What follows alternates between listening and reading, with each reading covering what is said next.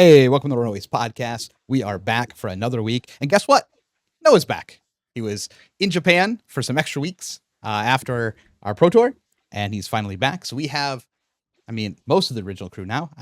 Dan kind of lost his spot a little bit. He was back to visit, but we'll see if going in the future, maybe we can do some four-man potting, but we will see what happens there. But we all want to hear mostly about your trip in Japan. That's what everyone's waiting for. They're all waiting for Noah to come back. All the comments said, "Where's Noah?"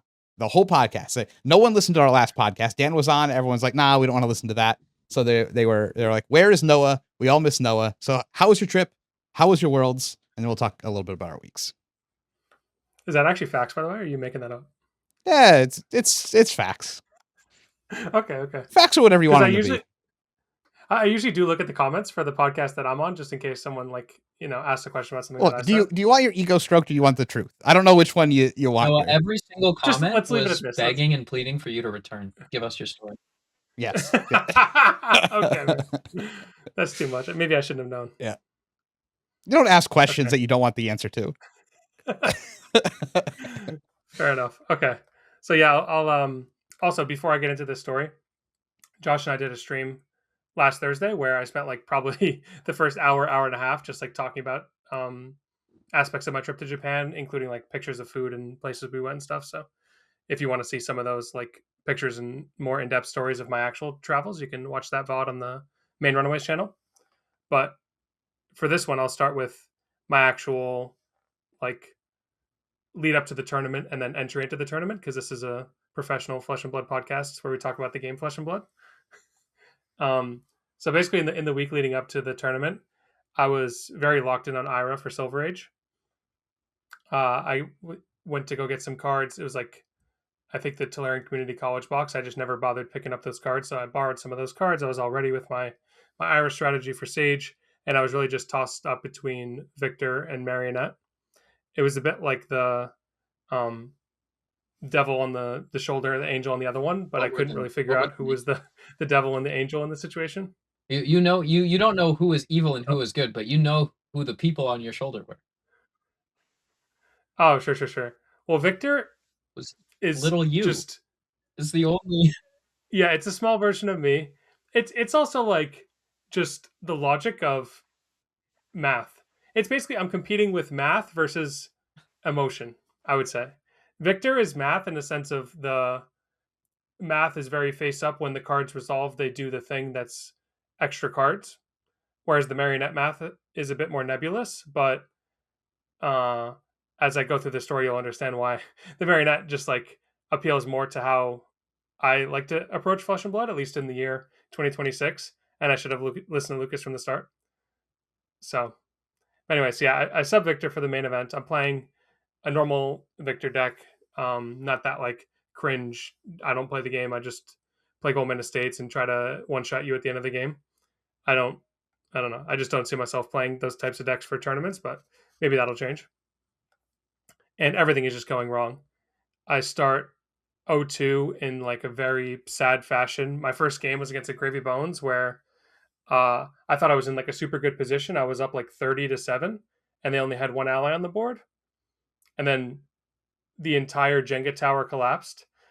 I test of Iron Gripped myself on a Conqueror, which then meant I was unable to kill a Whaler. And then the next turn, on my attempt to kill a Whaler by swinging a Cranial Crush, they had a Sawbones on board. They drew the Fearless, so then the Whaler got to swing for a third time. And yeah, it's just unrecoverable from there. You're cooked. Yeah, I was completely fried. And then I think my round 3 against an Ira, I was honestly just, I wouldn't say tilted, but I was taking every advantage of something bad happening for me to doom. And I just don't think I was playing the best I could possibly play.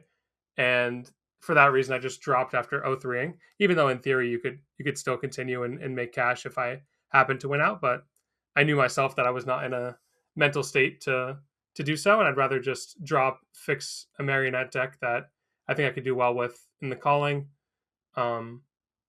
Just really focus up, enjoy some of the food. The World Porters kind of shopping mall area next to the Yokohama venue had a bunch of really good food, both sweets and actual meals. So I was there a lot. I kind of got my energy back.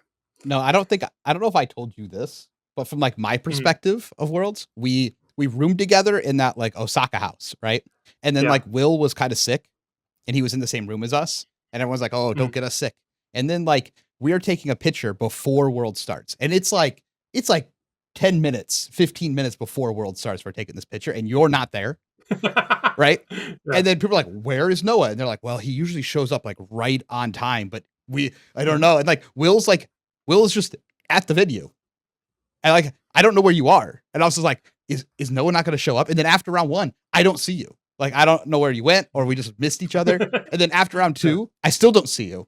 And I was like, I think Noah just like didn't show up to Pro Tour. Maybe he got sick or something. And then I hear like a What's the rumor. difference? I hear like a As well, rumor oh that gosh. like you were going through something. I just like it was like you're going through something. I like went up to Will after like round 3. I was like, "Where's Noah?" And he's like, "Well, he's just I don't know. He had to take care of some things." And I was like, "What does that mean?" I was like, "Did you get him sick?" And he's like, I didn't get him sick." And I was like, "Then where is he?" He's just not here. And I thought you forgot to show up to the Pro Tour until like way later into the day, like after the event had ended, and I finally found out what had happened. I was like, he must have been so sick if he didn't show up to the Pro Tour at all. So I thought it was very funny. Yeah, I was staving off sickness. I'm typically someone who lets my body reflect my like mental state after a tournament. Mm. Like if I'm really hoping to do good in a tournament and I do badly and I didn't get good sleep, I almost always get sick on that like flight back. Um, but that did not happen this weekend because in the calling, I subbed Marionette. I'm basically just ignoring the fact that the Pro Tour existed. I'm just pretending like I flew to Japan to play a calling and to enjoy Japan. That's the world I'm going to live in. Makes sense. Um, yeah, and I was super excited to play Plague Hive in my deck. I had theorized that the card would like be amazing, and there's a little bit of a power of positive thinking, I think, there when you have like, oh yes, this key one of like it's a one of. A lot of games go first cycle. There's no reason I should draw it, but I would say every game I drew it at least once, including the games against like Ailio and Marionette Mirror Match where it went first cycle. And every time I pitched it, I was just like, I could barely restrain the glee on my face. So I was sitting next to him, and he was definitely enjoying plaguing some hive. yeah. Sometimes, many Oh yeah. times. Yeah. Every time I would pitch it, I would immediately like turn it. You know how like when I play, I usually invert my cards so my opponent can read them, and I would invert it in the pitch zone, slide it up, and be like, all right, roll down the card for inertia frailty blood rot, and just I could not suppress the smile.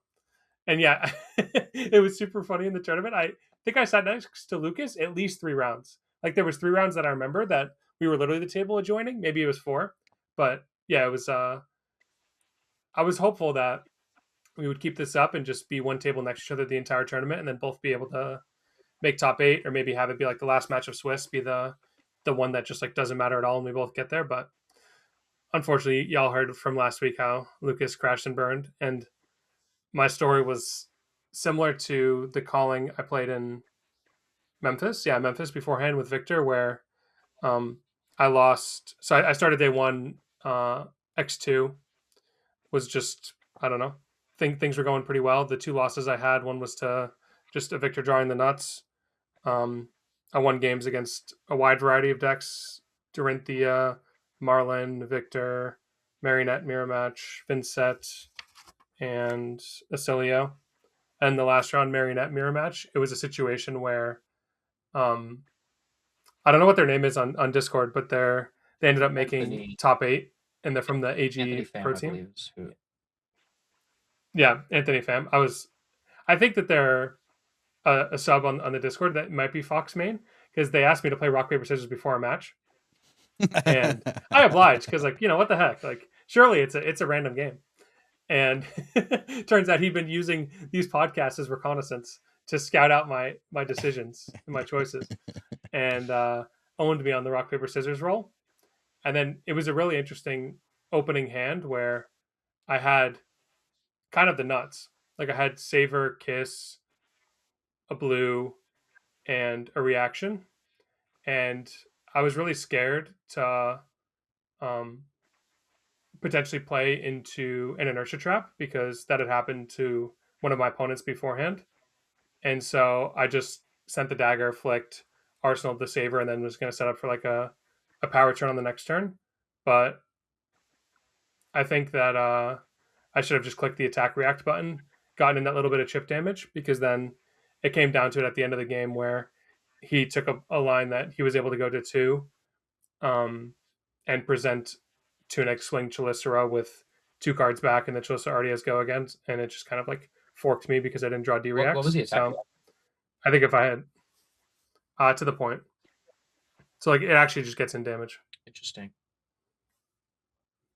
He defended a card on the first dagger. Yeah, he blocked a 3-block on the first dagger.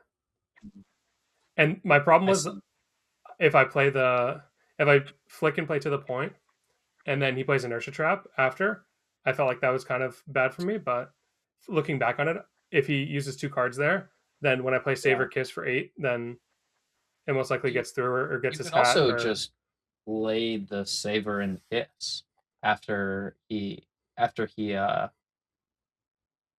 It's kind of close. It's interesting because you can basically guarantee that you get like 3 to 4 damage through with the to the point, probably more because of the Kiss of Death, and then you get an arsenal. But you also lose basically a guaranteed 2-for-1 card on the following turn with the Saver. So it's a very interesting turn. And also, if he takes the damage, right, then he's yeah. Of course. Now I have to potentially go on a quest to. Yeah, if it was like Scar Tissue, you would slam. But yeah, Scar Tissue, I for sure slam. The to the point was like where, it's definitely going to be a super powerful turn next turn, right, with the Saver to the point and Kiss. But anyways, yeah, just an interesting situation. Then the game played out like kind of back and forth from there. Both of us were just doing very high powered plays, and then eventually just came down to I assumed he wouldn't have multiple reacts, and he had multiple reacts, and I died. And then my day 2. It's actually really funny. Look at this page. This is my game against the Victor. For the audio listeners, I write in like 2-point font on my notebook, and the numbers descend all the way down the page. This was that like Giga Fatigue Victor, where all my damage is basically just damage off of Claves, Cheliceras, or just like little chip damage here and there. I was able to get there against that Victor. And then I'm paired into Gravy. And this is where I had the same like feeling as when I paired against Naib playing when I was Victor against his Kasai of just like, oh, I'm going to lose this round. It's round 2 of day 2. Now I'm going to be dead for top 8, even if I win out. And I tried my hardest in this game, but just had to use too many cards to kill allies that I ended up taking too much damage and eventually dying, as one does in a game of reducing the opponent's health total to 0. Yeah. And so yeah, but I was like, whatever. This is I'm enjoying playing the deck. I feel like I was getting pretty lucky in most of the other rounds, so I'm just going to keep playing on. Crazy things happen. There could be like a triple DQ and I somehow sneak in, or a draw, something crazy. Like happened in the Pro Tour. Yeah, well, I would need more than just a draw, but yeah, whatever. It was a bigger tournament, right? Therefore, more crazy things could happen. So yeah, I ended up playing the rest of the rounds. Beat a Katsu. It felt like I was committing crimes against God when I played against this Katsu. I just like completely no blocked. It was like Cody's game where you had to no block the whelming, just let like the entire thing go through. I'm starting my turn at 31, and I have my helmet and boots, so like effectively 34, and I just have to hope that their 5-card plus Mask of Pouncing Links, break the shoes, right, do all the stuff, just doesn't quite get there, and I end up going down to 2 at the end of the turn, but 2 is not 0, so then my crackback just gets there. But it felt like I was doing something heinous playing like this, of just full no blocking, letting them get so many additional effects off their cards. And then ended up finishing X3. I think I was like 12th or 13th. I don't know, some placement in the top 16. Got a little bit of money for my troubles, and I don't feel bad about not playing Marionette in other tournaments, but I'm just gonna focus on the fact that I enjoyed playing it at this one. Let's say this: you don't have to feel bad. You should just feel like, in retrospect, you made the wrong decision. That's the same thing as feeling bad. No, it's a learning moment. Learning is good. Now you've learned to listen. I feel bad that I didn't play Ailio at other tournaments. The best deck for 6 months. I should have played Ailio earlier. Yeah, that could be true. But also, I played I had like the same record in the calling of calling Memphis with Victor. I think it was maybe one round fewer, but similar situation of just if my loss is in a different round, I make top cut in You that can tournament tell with us that, Victor. but you I know didn't feel I'm like it was telling the bad. truth though.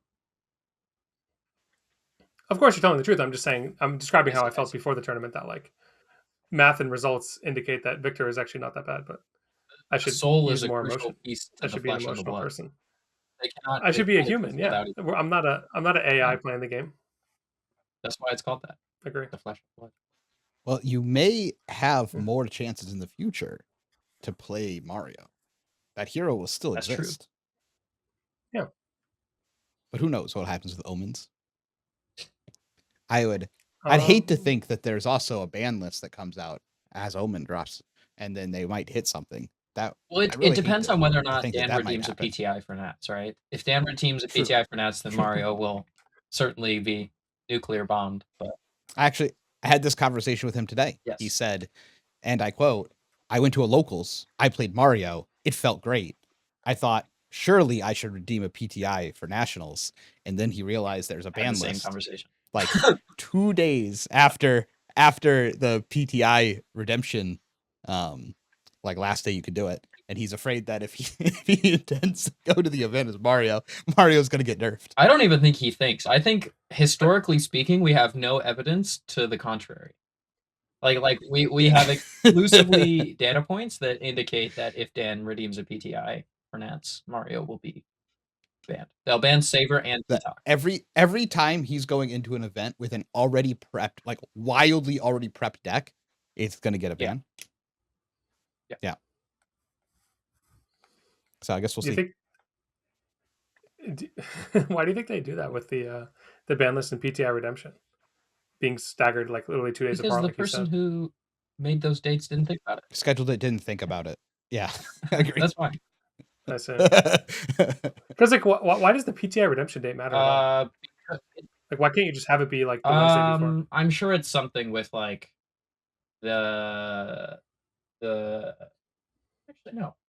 I mean it's some tournament logistics thing, right? It doesn't make any sense.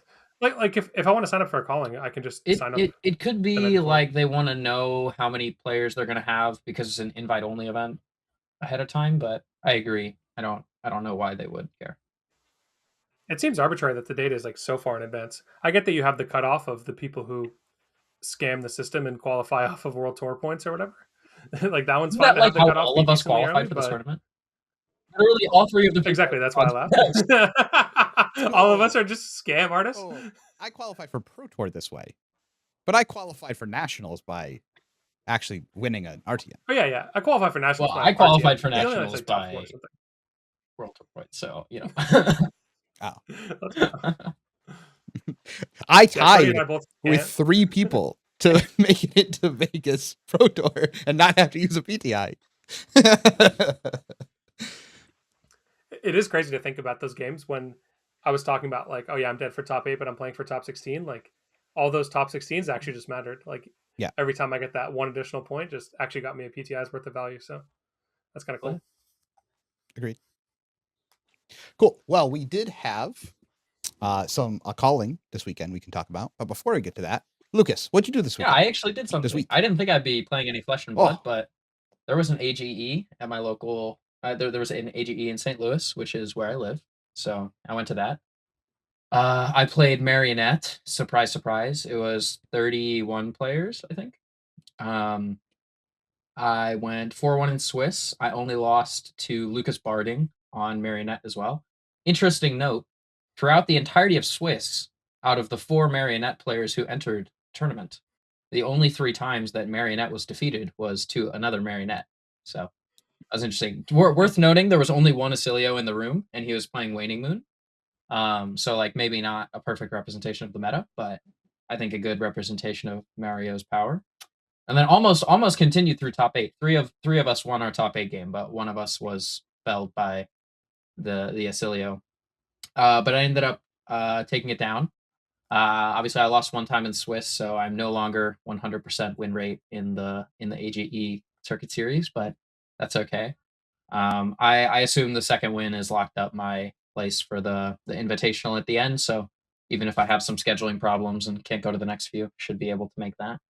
Otherwise, no updates from last week in terms of focusing on school and graduating, and then whenever that's done, we can really put my head down and get in the flesh and the blood. You're graduating in weeks, about months, 2 years? weeks. 2 weeks. That's very exciting. That's pretty cool. I did not play any Flesh and Blood. I went to Atlanta and played Riftbound, and then I was. It was not great. I did not have a lot of prep because of Japan, and then I played Victor and Victor's bad deck, so didn't go super well. In for me, both but it was in fun. both I had games, fun. actually. Yeah. Oh, nice. I mean, So- Victor did win No, the no, call no, this no. past week. I mean, how bad could it be? This is true. Wait, 1 second, Cody. Was this Riftbound tournament with the new cards, or is that? It is no, not no, with the yeah. new cards. The new cards come out next month, and I'm excited to start digging into that. I'm going to play real decks in my other tournaments moving forward, so I can actually try and compete, in that game. I'm looking forward to They it. do their spoiler season crazy early, no? Because Yeah. I feel like we've heard about those cards for like over a month. It's because they're already released in China. Oh, okay. But after this It's like a set, I OCG believe thing. set 4 they go together, so that they'll be releasing at like the same time. It's 4 or 5, I don't remember. So that's why all the stuff spoiled for that set already. However, I was like, okay, I can't wait to come back and play some Flesh and Blood. And then I realized I can't do anything for Flesh and Blood. I can't prep for nationals, and that's the next tournament. There is not really anything for me to play for right now. And so I guess I will be playing more Riftbound and learning some set 3 so that I can, once we finally get the whole set, which is in 3 weeks, Omens basically drops because that's when the world premiere is. We can finally start digging into it. But if you're like me and you don't know what you can possibly be doing to prep for your nationals for Flesh and Blood, I have something you could do. You can go to fabblazing.com because they have the data. And if you would like to be able to do well at your nationals, you're going to need the data, and Fab Blazing is the best way to get it. You're going to have to use this tool because you have 2 weeks to figure everything out. I know I will be glued to that website trying to find any edge I can in deck building or anything else. I would recommend you get good at it now. If you would like to start practicing with Fab Blazing, join in the link below. I'm serious about that. That's probably the best thing you can be doing. However, we did have a calling this weekend. I did want to talk about it a little bit. There's some interesting moments. There's some Silver Age that was played. We'll talk about Silver Age. Some iconic moments. For sure. Yeah, we'll talk about that in a minute. But before that, we'll get to some Silver Age. Kano once again won a Silver Age event. Surely we're banning this hero when bans come around, right? Like we're community banning Kano. Surely. I think we have to. Yeah. Also, what is the community ban? Have they announced the structure of this? Not that I'm aware Like, is it of. going to be in your gem profile? I feel like they did. It's coming up soon, but I don't know what it is. Excellent. Awesome. But yeah, who do you guys want to be None of us banned? know. I guess we could probably talk about this, but who do you guys want to be banned from Silver? Kano. You get 3. Well, what would your 3 be? Kano. With 3? Kano, KO. Well, the community gets to ban 3. And then the devs ban 1, right? I thought we only got 2. I think we only get 2. You said KO, Kano. Definitely, I would. I would definitely. Old him is up there as well. Bro, let's fact check the thing first. You just agreed with us way too quick. Yeah, right. If we say 2 and it's 3, then we all. I think we all agree on Kano. Yeah. Oh yeah. And then it's what between KO, Iceland or not Iceland, Ira, Valda, or not Valda, Oldhim. It's definitely not Ira. Ira is the most. Yeah, in my fair I deck. would say it'll be either KO or Oldhim as the second ban. I could see Oldhim. Oldhim is a pretty lame deck, but I don't know if outside of the Pro Tour, a lot of people have had enough negative experiences with Oldhim to want to ban him. I would guess it'll probably just be KO. It's the second. Oh yeah, you were right. It's 3 heroes selected, so we get to vote for 3. Kano, KO, and then maybe Oldhim is the third, or do we think like a Florian maybe? I'd be okay with Florian. Probably. I would. I really honestly I hope it's not Ira. I'm more okay with the Florian deck existing if Oldhim and Kano are gone. because that takes like the negative play experiences on either end away. Yeah, I'd say probably Oldham Kano KO would be good. The only reason I mean, KO, this. we have to explain KO a little bit. The only reason I say KO is like when KO is not played at all, the different types of decks you can start playing, I think makes the format really interesting. Yeah. At least that's how I personally feel. There's like more ninjas and potentially rangers and stuff like that. An Icelander. So I think that it becomes more interesting when you don't have to worry about the KO match. Even though I am well aware that KO is not showing up and doing super well, it's just more of like a let's remove this part of the meta that's holding other decks back. That's how I feel. But if it doesn't get banned, it's not that big of a deal, I don't think. I think, yeah, the only one that matters that gets banned is Kano. Kano matters. I could really care less about the rest. Yeah. I would be fine if someone was like, you got to ban Volda then or something, but because Volda's pretty strong when the Wizards go, but it's like whatever. Whatever, man. We still have ice. Yeah. I'm not super worried about it. Okay. So that was the Silver Age event. But we did have a calling. And the calling ended up being won by Pummel. It was a very strong card. It was not won by Findel Spring Tuning. That is true. I don't know if it could have been, but it at least have been very close. But we did have a Victor take it down. We did have Ailio, Gravy Bones, Ailio, another Victor, a Huntsman made top 8, and then another Ailio. A lot of Ailios in that group. Interesting. Seems like it's it's one of the best decks. Yeah. Yeah. You know what's not in here? Mario. Mario's in here. Oh. Must because it wasn't played in the US and all the Mario players are in the US. That's not even true. No, one of the best Mario players in the world is not from the US. He made he always makes top 16, man. But I'm saying, like, that's what I'm saying. Like, they're always there. Like, what was it? Like, there was like 3 Marios in a row at topping records that didn't make top 8. But I mean, yeah, it's an Ailio best deck format. Mario is just also the best deck. Can't always be both people's weak, man. Did you see anything interesting that you want to talk about from the? Of course not, man. I think.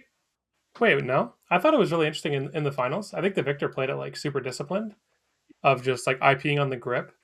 I mean, obviously the Victor was getting super lucky of just every single turn was a disruption card along with the blues to be able to cast it, and then on the final turn being able to draw the Golden Sun 2 blues pummel. But I think like knowing the matchup is defined by preventing the Ailio from going crazy on a certain turn and just effectively limiting their hand size on every single turn. IPing on the grip for like I think 3 full turn cycles was pretty smart.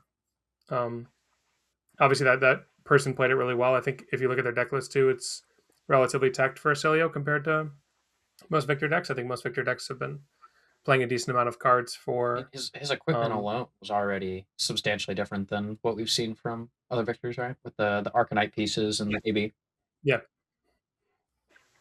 Yeah, exactly. I think maybe sacked a little bit of edge against other Guardians. He still had the 1 Pulverize and Remembrance if the matchup calls for it, but yeah, not having access to the tall defense reactions in favor of having the equipment suite, I think is pretty solid. It's like, if you think that that's an edge into Ailio, then it's an edge every single game, given that it starts on the board. I don't disagree. I thought it was interesting. It's tough to get super excited because the format's a little dead. Obviously, it wasn't dead for the players this weekend, but moving forward, it's a bit dead. I'm just all focused on the next set, on our nationals. Looking at spoilers. I'm excited about it. More lightning stuff. I'm ready for Ailio to kind of go away, but I don't know if he will. One of the things I did want to ask is there has been some grumbling from the current Ailio players that everything is he's preemptively basically a different hero. We know moving forward, but there has been like the Gottlieb tweet about that we're still getting stuff for Ailio, or it'll be maybe his downfall is overhyped. I wanted to ask, what do you guys think? Do you think there is a world where the Ailio is still good? And we're talking about Constella As of the Intelligence day of this specifically. Yeah, the current original one, yeah. Not Swole Ailio. As of the day of this recording, we just got a new card that's, I don't know the name of it. Here we go. I found the name of it instantly. Oh, Echo reading. Flash. Yeah, more reading. Oh yes. Yeah, I we're know you back to guys we're love reading this. season. Back to Noah can Mhm. read cards. Also, the art on this card is insane. It's like a dinosaur being trapped in these like lightning crystals, and there's a battle. Very cool art. Echo Flash, 1 cost, lightning wizard, instant, yellow. Deal 1 arcane damage to target hero. So definitely not going to be doing that mode. The other part of it, when this is put into your graveyard from anywhere, so including if you cast it, your hero deals 1 arcane damage to target hero. So I think this was kind of when we first saw Ailio the hero spoiled, everyone was theorizing of like, how can I discard a card and get some sort of value off of the actual like discard and draw card part of it. And this is the first payoff. I think that's just directly, okay, I discarded a card and it gives me additional value. When if we get more of these style cards, they will be powerful in new Ailio because they work with his hero ability. But if we get enough of these that are maybe more than just like deal 1 arcane damage, old Ailio could be like if we get some of these that are like draw a card level power when you discard this, then I could definitely see it coming together for old Ailio. Go ahead.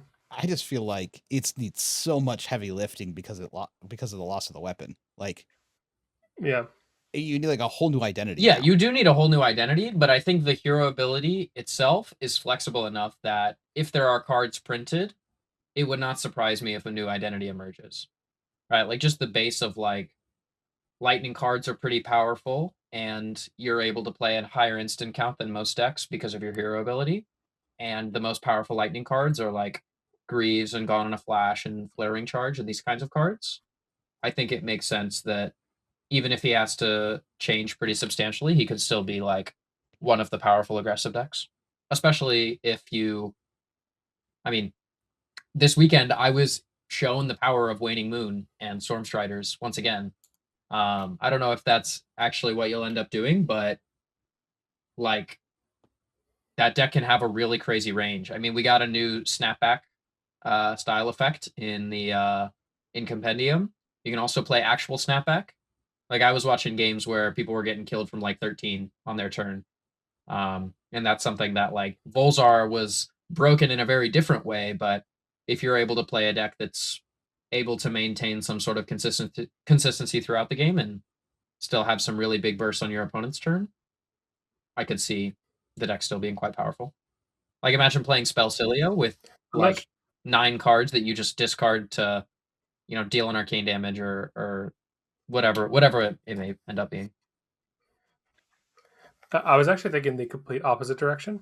What you're saying also could end up working out, but I was thinking more along the lines of being able to cut a bunch of the spells, like the non-attack action spells, because since the new weapon is just amping 1 and heavily relying on instant cards in order to actually, assuming you're playing the new Volzar, you could just play a bunch of physical attacks and then only use instants as your way of dealing arcane. So you never really run into that brick situation of you drew a bunch of these non-attack action spells that consume your action point and just play 0 or 1 cost cards that allow you to deploy your entire hand on offense, being either attacks with go again or instants. You could just build the deck like you're saying, just like an Aurora deck, like an old style Aurora deck where it's just a bunch of really good numbers on offense, and then you have this incredibly powerful way to close because you can deal like 3 to 4 extra damage on your opponent's turn with shocks and effects like these. Yeah. I do like maybe it's a Waning Moon deck angle. Dude, I love me some Waning Moon and Stormstriders. When my hero says Elemental Wizard, I feel so powerful. True. Do you think? I will say this. I have almost more hope for old Ailio than Swole Ailio. I mean, I'm probably one of the only ones that feel that way. But I am not super impressed with his actual ability, though I think it is I good. just think we're going to be very reliant on Majestics to make Yeah. lightning flows. Like basically every way at Yes. common and rare to make a lightning flow is a complete Yeah, we've joke. seen like you look at the common and rare ones, it's all like on hit, or it's like pay 1 and discard this on your opponent's turn. And just doing any of that is completely unplayable.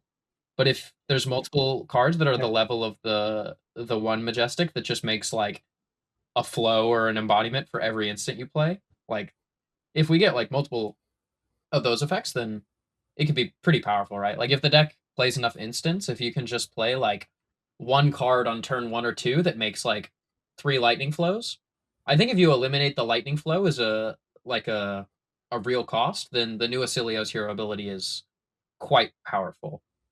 But he also does need to be able to, I haven't seen people talk about this, but he needs to be able to play blues.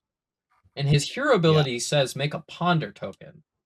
We kind of need some good blues because right now he doesn't really have any.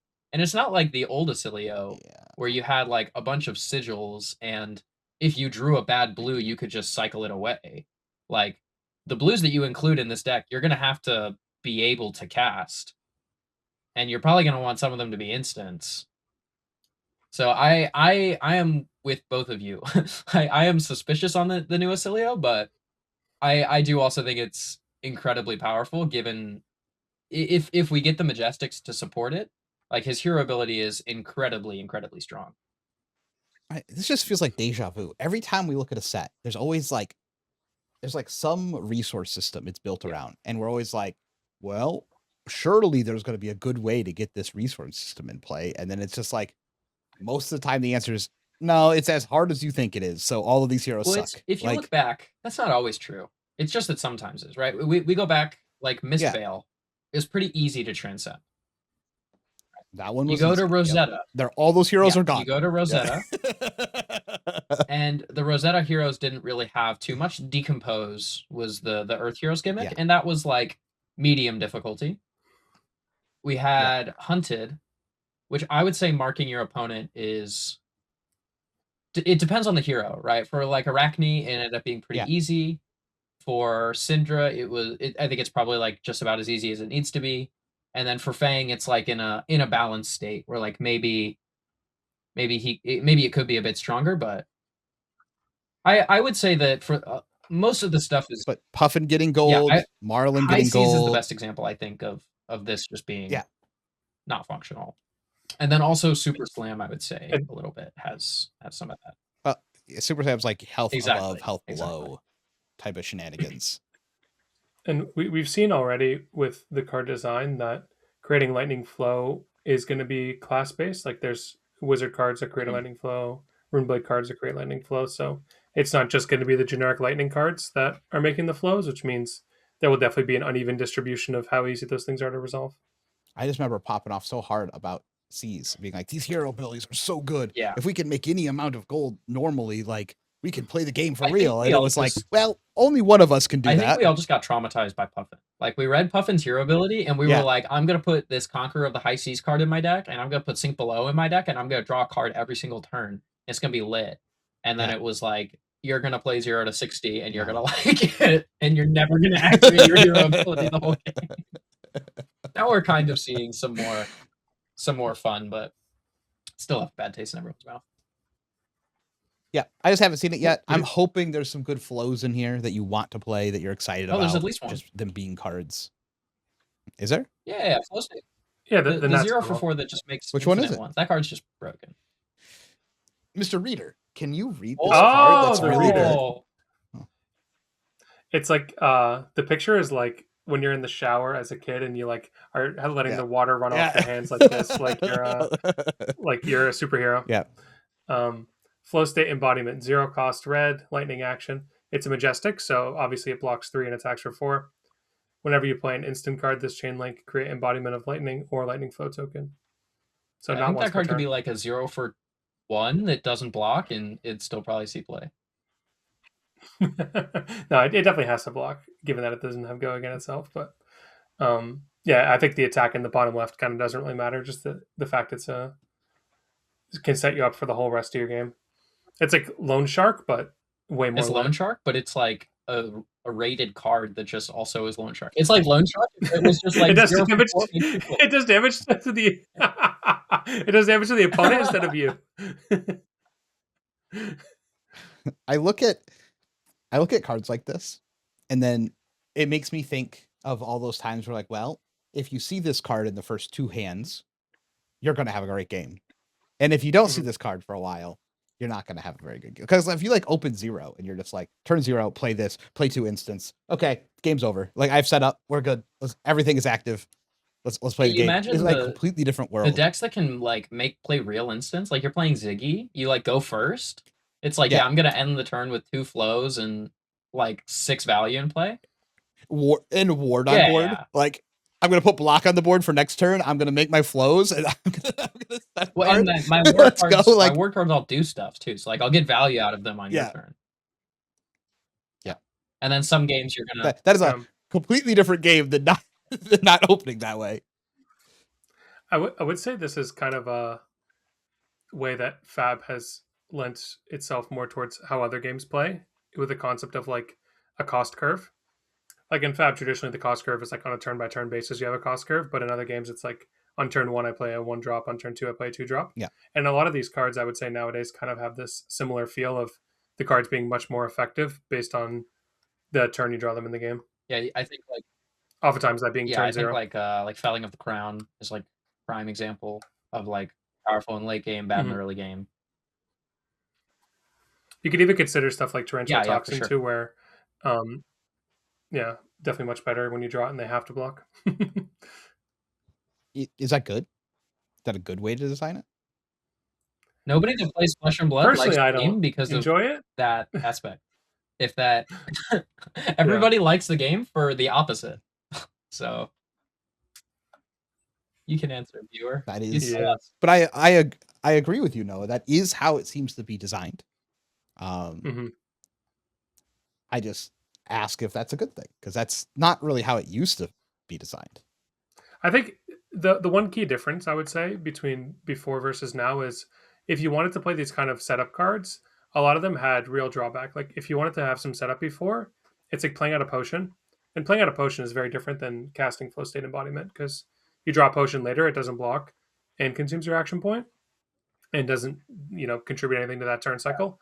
So I think if you look at like the Bolton deck nowadays that plays to try to go for like a crazy combo with like multiple energy potions, stacking like Luminas and Oath of Steel and stuff like that, there's like a real cost towards achieving that auto win end game. And I think that's where setup cards of like better to draw them early versus late are a little bit more traditional. Yeah, you think back to some like older style setup cards. I think of like Plasma Purifier. I'm thinking like Prism Auras, stuff like that, where it's like you play it early and then you're trying to get value throughout the game. Now I feel we have more things like Flow State Embodiment and Rootbound Carapace as our kind of setup cards, where they're just good rate cards that if you draw them in the early game, they're like Sigil of Conductivity. You could even put in this kind of category, where like if you draw them in the early game, or if you draw them in the late game rather, they're like reasonable cards. They're fine. They're on rate. And then if you draw them in the early game, they become these incredibly powerful setup pieces. So I think I got to walk back a little bit on what I said, just after thinking about it some more. I think we've always had cards that were better in the early game than they are later, and that like changed the way the game works. Like I'm thinking about like Art of War on turn 1 as chain is like a pretty big deal, right? Even like Art of War on 0 sometimes to get like double arsenal was a big deal back then. But if seeing an early Art of War for seeing a late Art of War, the power level most of the time was not actually that different. So here's where I agree and I disagree. So let me get through the thought and then you can jump in it. Early Art of War, very powerful, changes the way that game operates. Late Art of War, also really powerful and might close out how the game operates. Early Prism, like double ward. Oh man, that's a totally different game than no open, Spectra. Like any of your, Spectra. So like you double aura versus no aura, completely different opening. But those auras are still pretty good the rest of the game as well. It's like we had cards that were like, oh, this is super good in the early game, and maybe they're worse, a little bit worse before, but the dichotomy wasn't completely different. Well, and Where they here, weren't worse for the he- same reasons. You can correct, they were usually worse because you had maybe less health or less cards in your hand to be able to play them. But now we have but Felling's a completely different thing. Like this card is garbage in the early game. Like it is one of the worst cards in the game in the early game, and then it's like one of the best cards ever printed in the mid game. Like this is very different. Yeah, I think it's that we have a higher density now of cards that don't do what they say they do. In the past, it used to be when I think like Chain, Starvo, Prism, Viscerai, like even a little bit further down into like Tales of Aria, or I guess that was before Starvo. But you think like even a little bit further down, like something like almost a heavy hitters even, I would say. Where like we have just more cards that just or we have more cards now that don't do what they say they do unless a certain condition is met. Right? You think Felling of the Crown, you think like Gravy's whole deck. You think like this whole new set where it's you have to make a lightning flow and then you have to destroy the lightning flow, and then you have to do something else, right? I think a card like Dashing Quickfoot or Flat Flashfoot. Noah, will you find the? It's the new Aurora yellow card. It's double ash, Dashing Flashfoot. Can you read it for the class? Oh, I'm being Of summoned course. to read, I see. Yeah. Surely I've read this card on the channel before. Whatever. It's been a while. Dashing Flashfoot, 1 cost. I see on the website it's only yellow, but I'm pretty sure we got this confirmed. It's a cycle. So it's a one cost. What's up? You want to disagree? No. Go ahead, read it. Okay, thank you. 1 cost Lightning Rune Blade action attack. The yellow is 1 for 3. Presumably the power will be bumped and decreased by red and blue. Quick Strike. If this has go again, it gets +1. And when this attacks a hero, deal 1 arcane damage to them. The first time this deals damage to a hero, so can be the arcane. Create an embodiment of lightning token. But like this card, for example, is you have to make an embodiment to give this go again. And then before making the embodiment, you have to either make a lightning flow or have some other card that lets you get go again. And it's a lot of steps to go through just for this card to say what it does, right? Felling of the Crown is like you have to put earth cards in your grave, then you have to banish earth cards, then you have to play this and banish more earth cards. You think to the past, it's like Oakenold, Art of War, Odorath, these kinds of cards that still require specific conditions to be met, but they can be met on the same turn that you draw them. Like you can just do it. Like you draw Oakenold, it either works in your hand or you wait till another turn where it might work. Whereas with the new cards, it's like with increasingly we see with card design where you have to jump through hoops on previous turns to make your cards do what they say they do. And so that just leads to so many more cards that are like maybe actively bad for some portions of the game and are incredibly powerful for other portions of the game. Yeah, the more I think about that, I'm trying to think about all the old power cards, like Mordred Tide. Well, there didn't used to be whatever you draw. Yeah, like there also just didn't used to be that many power cards. The power cards were the power cards because they were a little bit better than the other. If you think about something like Mordred Tide, Revel in Runeblood, like these cards are powerful, but they're powerful because your hero and your mechanic is powerful, and they're like 2 or 3 points better than other cards. You think of like Felling of the Crown versus like every other card in a Verdance deck, and it's like nothing else is remotely close to this power level. Yeah. While we had a lot of blowout games back in the day as well, I can say that. I mean, we've played LL. We understand how those games operate.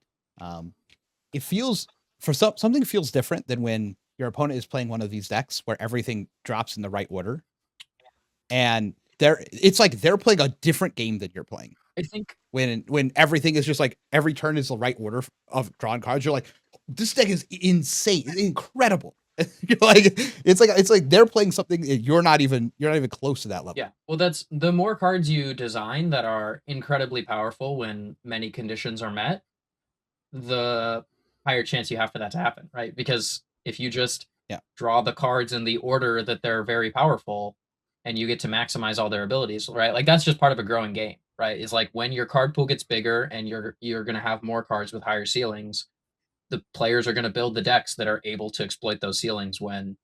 Well, I just meant more of like just the design I choice to agree. have Yeah. cards function this way. Like when they don't see early fellings and they just go like felling in the late game. You're just like insane, just wacky, like, you know. And then when you're like playing the deck and you're like felling on turn 0 and you're like then the second felling right after that and you're like, well, I guess my mid game's gonna suck. Like, actually, we can look at a real world example of this too, of Michael Fang's game against the Victor, where both of he lost 2 Gone in a Flash by like turn 1.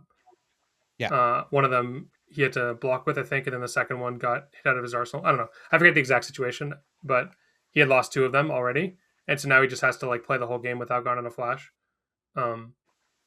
It's sort of a similar thing here too, where in an Earth deck, if you have to like block both your fellings because your opponent is attacking you with on hits on turn 1, you just like, okay, I guess I'm just gonna. This is a game where I can't play with my best card. Yep. It's kind of a complaint, but it's just more of an observation. It's been I've been talking in circles, I think, for like the last couple of months of like, hey, what is different? What feels different about the game? And this is pretty much, I think, spot on of what actually feels different about the game. Is that like when the things line up, because everything is conditional, when they line up, it feels way too oppressive. And when nothing lines up, the decks kind of suck. I really think it is, and I've said this before as well. I really think the thing that feels different is it is what you're saying. I think it's also because the power has just shifted so heavily from the start and play stuff to the cards in the main deck. Like decks are no longer good because like my hero and weapon and equipment are very powerful. Like there are some decks that still are like that, but decks are good now because of the cards in their deck. Like you look at almost all of the good decks from the You last still year think or that's two. What'd you true? say? Yeah, you still think that's true if you look at something like Marionette? Like if I'm looking at like 2 decks that have been good over the past year, we look at like Marionette and Syndra. I would say the items that start and play, not items in the sense of literally the keyword item, but like the stuff that starts on the board I would say so. is kind of what's making the I hero would say powerful. for No? Syndra, Syndra actually feels like an older hero. Like Syndra feels a lot more like those Yeah, heroes like Starvo or Chain, where her power level comes from what she's doing, and like she can have higher power draws and lower power draws, but ultimately like I the agree. thing that she does that's really powerful is like mask of momentum and flick knives and having a bunch of attacks. Or something like Marionette is obviously powerful because of its power cards. Even if the stuff that it has that starts in play is good, like that's not why it's a good deck. Like the Ailio deck is good because of Ailio maybe is a bit of an anomaly, right? But like it's good because of Gone in a Flash, and it's good because of the other cards that it's able to play. Like it's good because recently, like you look at things like Wobble, Channel Lightning Valley, Blast to Oblivion. Like these are the cards that make the deck incredibly powerful. And it's not that the hero abilities and the equipment and the weapons are bad nowadays. It's just that those aren't the things that fundamentally win or lose you the game. Like I think to playing like when I'm playing Starvo, it's like my cards can be really good. Like I can have the best card pool in the game. I win the game because I activate Starvo and I swing Winter's Wail a bunch. Like that's how I win the game. Like I can play cards to get me there, but I'm operating within a specific framework. At least definitely true Chain's back in the cards day. suck, Maybe more recent. but Chain's ability is very good. Chain's ability, right? It's like it kind of matters how you draw, but like he's broken because you draw a bunch of extra cards a turn, and you have like Rosetta Thorn and Grasp at a time where like nobody else had anything like that. Yeah. what's the conclusion here? That like is the conclusion that this is bad or good? Because It's just different. It's just I can see where it's actually a good thing, given that like you're it's much easier to approach the game. I think if you see a powerful card, I draw the card, I put the card on the board in its designated position. it's Whether that's harder. It's a harder to block make card game or plans, and it's harder to build your deck around playing a specific way because the play like the like if I'm playing Marionette, like I am playing the deck so that I can resolve Savor Bloodshed, Tarantula Toxin, Kiss of Death, Codex of Frailty. Like that's why I'm playing the hero. It's because I want to play those cards. So I build my deck to maximize those cards and their ability to pop off. But ultimately, like I build the deck to play good cards that let me resolve those cards when I draw them. historically, I play Starvo because Starvo's hero ability is really good. Or I play Prism because putting auras into play and swinging them all with Luminaris is really good. I play Briar because throwing all my cards on offense and having 4 blocks on defense is really good. And so I get to put cards in my deck that interact with those synergies, and I can sort of build these like uniform decks where like a lot of my cards do very similar things, and most of my deck building skill is figuring out ratios and different game plans and how to adjust my core game plan of almost all cards that do similar things. And now it's my turns are all going to be wildly different. If I play Marionette, I'm going to have 3 turns that are like 25 damage, 4 turns that disrupt you, and 5 turns where I just like block 1 or 2 cards and play like 4 card 13s. And I can sort of game plan for that, but I can't expect my deck to give me a similar thing every game. So I don't know if it's good or bad thing. I think that was a great explanation. I still, again, I don't know if it's better or not, but that is what feels different. I have been tackling with why does this feel different? You hit the nail on the head when it's like, I'm playing chain. I'm not playing chain for the cards that are in the deck. I'm putting cards in my deck to make the chain ability function better. Exactly. Like, and so the idea is what ratio can I get away with where I have to run all these bad cards to make my hero ability just perfect. Yeah, you look back at like Lexi, she had broken cards in her deck, but like the deck was still all just like a bunch of arrows. You look at an Ailio deck, it's like you just are trying to play the best cards and fit them all in a deck that can function. Like, look at a Marionette deck, it's the same thing. I'm just playing the best card. I mean, Ailio is the epitome of what you're talking about. Of I just have these very few cards that I want to resolve, and my hero is a spoon. He just allows me to like churn through the deck, allowing me to get to the cards that matter. That's why he's so broken in today's day and age. Like, if you actually look at the stuff, so when you look at like something, you look at the like his ceiling's a little bit higher than most decks, but like his normal combo turn of like do 20 to 30 damage, there's a bunch of decks that can do that. He's just broken because like he doesn't have to draw all of his cards in a specific order. He just needs to find Gone in a Flash and then he has very powerful equipment and weapon to be able to leverage that, which is like he's like treading in both worlds. Yeah, for sure. Yeah, Volzar is also Volzar and Lightning Greaves and their interaction is also just with Gone, like he just has the like 3-card combo of Volzar, Gone in a Flash, and Lightning Greaves that just is a design flaw.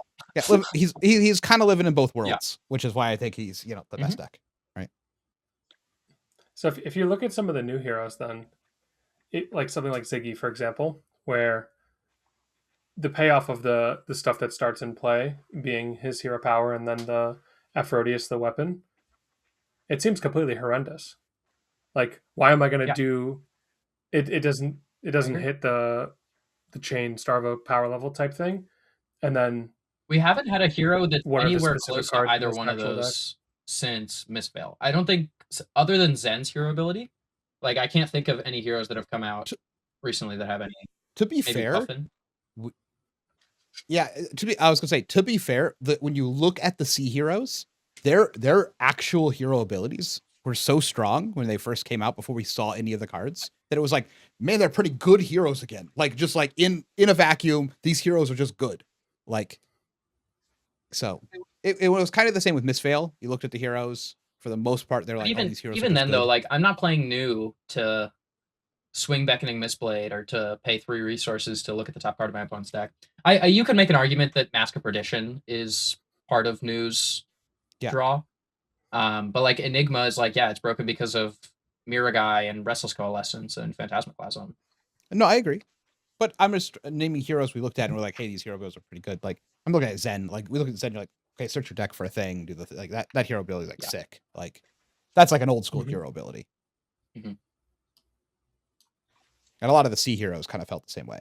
But I do agree. I look at Ziggy's hero ability and stuff and like, and it's also like not exclusive to one or the other, right? It's not like every hero nowadays is one way, right? Like we have, I mean, it's not a newer hero, but like I think of stuff like Tekla Vossen or Vincent, or even a Puffin, right? Like obviously she was nerfed by not being able to actually activate her hero ability, but stuff like that. Like there are powerful hero abilities. It's just I think for the most part, that is no longer why why decks get chosen and why decks are so powerful. Just wait until we get Olympia Supremacy later this year. Then you'll see a real hero power. His hero power just lets you swing the weapon for free if you won the wager. You just get a gold, boom, All sack we it need to to the do is weapon. combine It's gotta Puffin be and okay. Olympia into one strategy. We'll be lit. Cheating Scoundrel, make Sounds 2 like it. gold, activate Puffin. Hybrid hero. Yeah, Take actually, note. Puffin. Yeah. And swing the weapon. Block Golden Sky Warden, You don't swing have the to weapon play for 4 or for 3 for free. It's got to be good. With all that said, very excited about Ziggy. Hopefully this is a hero. Wait, that what I can makes play. you excited? With all that said, I think just... Ziggy will be broken. I think it'll just be because they give him a bunch of broken cards. Yeah. But currently, all the cards are completely That's unplayable. not true. You're not There's wrong. like We're one reading card that's different good. cards, man. You think any of the commons and rares are playable? Let me pull up. They all say fragment. Fragment says your opponent's cards transform into Giga D Okay, reacts. the card I'm not Pulsing interested in Cardia. Pull it up. It's completely unplayable. It says 0 for 3, get a resource. Is that broken? That's weird. Red 0 for 3, no go again, get a resource. If you're playing a 1-cost card, that's it depends on what you're playing with the resource, right? Okay, imagine I play a 1 for 5. Well, that's why I'm fabulous. I did 2 card 8, no go again. That's why I'm saying. Like, and that's I drew the nuts. What do you mean? That's what you're saying? No, I'm saying like there are cards that I swing Pulsing Cardia. Wait, no. Let me finish. I swing Pulsing Cardia. I have a 1-cost card. My opponent doesn't block. I'm fat. No, I think the play line that I have no 1-cost card. My opponent blocks. I think the play line with Pulsing Cardia that's powerful is you play it in a hand that already works, and then you can potentially use the resources. I played in a hand that already works, so it's completely useless. My hand already works. Why would I put this card in my deck? So your weapon has an ability. It costs 1 resource, sure, but not an action point. Yep. When your opponent defends and gets this 2 value, you can get it back by gaining a resource and then converting your weapon into 2. And how am I converting my weapon, given that my weapon says I have to have That's what I'm saying. Like you play the Cardia on a hand that already functions, where like I'm already going to like play a 1-cost, activate Ziggy, get a hollow counter. Like play on or slightly. But your whole logic makes no sense. It's like I'm going to put Snatch in my deck because my whole hand is going to function, and then I'll chain them with the Snatch, and it's going to be good. Like if I have my other 3 cards already function, why do I want to add this card to my deck? Because now I draw 2 Pulsing Cardias, my hand doesn't function. That's why, right? It's 0 for 5. Where if you can build, it's not a 0 for 5. If you can build your deck in a way that you can use, it's just Winter's Bite, but red. No, it's and no go again. That's just a terrible card. The opponent just puts a 3 block in front of it. It's completely unusable. I don't think that's true. I'm also not saying this card's an all-star. I'm just saying like this is the kind of card that it seems good. Like if there is a way to build the deck where this is, I'm going to give you a perfect comparison. You know that card from Super Slam? I don't. Take that. It's got I know that card. Font. Yeah, so you knew this card. Yeah, 0 for 5. Why does no one play that? No. I think it's 0 for 5, and the downside is only more 1. like pain in the backside. But it's in a deck where your cards. But it doesn't have go again. Pain in the backside is broken because it has go again. You'll gain information. Go ahead. It's like pain in the backside, but in a deck that it's like reverse, where it's like the finisher version, where like it's just a like on slightly above rate card that if the condition is met, in this case it's the reverse of hitting, then you're able to get a little bit of extra value. I think this is just like a filler card where like if there's other cards that are powerful when they interact with fragment cards, like the Auric Shards card, right, where it's like you activate your hero ability, it's like a 2-card 6. I'm gonna play Auric Shards. Let me finish this up. Okay. I'm using Auric Shards as an example for like the kind of card that you would be doing this with, right? Sure. Like you play Auric Shards, you activate your hero ability, it's a 2-card 6. And then you play the fragment card, it's a 1-card 5. But how is Auric Shards in the hero ability 2-card 6? I have to also have a target attack with fragment. That's what I'm saying. Like, so I have to keep a 3-card. It's in combination, my friend. Everything nowadays you have to do 3 things to do anything. But like it's you play them together, and then if your opponent blocks, you get the 2 extra value anyway, because you get to swing your weapon. And obviously also Auric Shards is a comp. So I expect that there will be better cards to be playing in the slot. I think as an enabler, now let's imagine if there's other cards that care about the fragment keyword that are worth playing, that are like above rate, these are cards that I'm interested in playing, which I will guess that there will be, then this card seems like a perfectly acceptable fragment card to play. Like it is 1 point above rate, and then if they block it out and you can sequence your turn to where you didn't have to use your weapon, which seems pretty common, then you're able to use your weapon, and then it's still above rate. see, you're missing everything here. In order for Auric Shards to be +4, it has to have a hollow counter, which means you also have to have a I lightning don't flow on the disagree board. with anything you're saying. That's why I said we have to do 80 steps. It's We have to do 80 steps. but what I'm saying is, why does this get you excited? To me, this is like I don't want to Because do any of this. It's all way I'm too much excited work. because these are like what we've seen so far are like these are the cards that make potential power cards in the future like work. Like these are like our like just generic, like these are the cards, like this is the fragment card that makes the other cards that care about fragment good. Like I'm okay including this card in my deck. When I think about this Hold, card, hold on. You guys have been bickering a little bit. Let me come in here. I want to say, hopefully when I'm playing Ziggy, I'm playing none of the current cards that are released for Ziggy. thank you. That's all I wanted to say. That's what I'm hoping. I agree with you completely. I'm hoping I think none of these cards make my deck. Maybe Blink Blink of an eye or something. Maybe, something like that. But maybe Flicker Reality makes it into the deck. But for the most part, I don't want to play any of these cards. But I'm hoping what I see in my brain of how this deck operates, I'm hoping it operates something like that and it's enjoyable to play. But I don't want to play any of these cards. Hopefully we get good ones. I think that's a good way to put it. Where I'm see- just saying that like some of the cards that we currently have, I would be willing to play. Like I would absolutely, if there are like good cards that require you to play fragment attacks, and you have to play some density of fragment attacks, I'm okay putting a card like Pulsing Cardia in my deck. Like if there and then the reverse, if there's a bunch of cards that are very powerful fragment attacks, and there are reasons to put cards with hollow counters in play, then I'm surely okay. Pulsing Cardia could have been like a 7. A 0 for 7?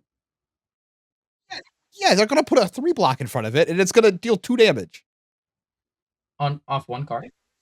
I would say 0 for 6 makes more sense. Sure. I don't know. I think it makes this card makes perfect sense to me. Like whenever this card gets defended, you swing your weapon for 2. Assuming you've done something beforehand. Assuming you've blinked out a thing, like you've put a hollow. Yeah, I agree. It requires you to do you've also. It requires you to pay two mana. So the fact that it's a 0 for 5 makes me think maybe we're gonna get good cards. They couldn't they couldn't give you 1 damage for someone blocking. You know what I mean? Like they couldn't. It has to be no damage. They had to balance it with no damage, or it was too strong. Because the other cards that are coming out, those are the good ones. I agree. They'll be reverse fragment. Whenever a card defends it, it gets +2 power. Yeah. Give me that card. I mean, I would just play Beckoning Brilliance anyway. Like this card. This is a good card. Which one's that? I don't know. Which one is that one? Is that the Majestic? When this attacks, the next instant card you play, this Chain Link costs 1 less to play. It is a 0 for 4. If they block with a 3 block, it deals 1 damage, and you get your next instant is. Oh yeah, this card's costs 1 less. It's just everything that. Yeah, it's just way better. I won't play this card. Yeah, this is a better card. Yeah. That's why I said the other cards have to be so good that they could not let you get 1 damage with this guy. You can't get 1 damage with this card. That's too breaks the hero. If the one card was 0 for 6, it would be very powerful. Sure. Yeah, good. Too powerful. Too powerful for the deck though, because the rest of the cards are so good. That's living in my brain until I'm proven otherwise. I'm hopium over here.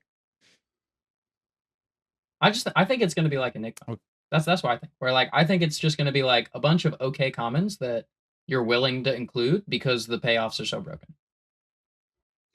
Yeah. I'm hoping as well, but I'm hoping none of those commons are currently been shown.